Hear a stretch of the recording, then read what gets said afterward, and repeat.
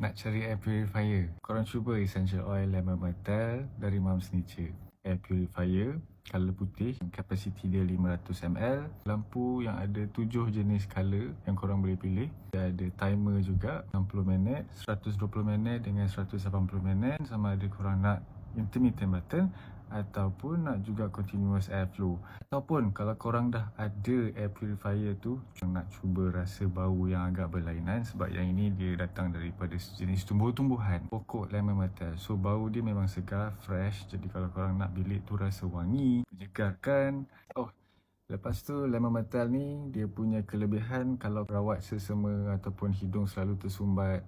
Jadi kalau nak tidur malam tu korang just pakai ni lebih kurang dalam 2 jam. Set lah dalam 120 minit ataupun 180 minit, lebih kurang 2 ke 3 jam.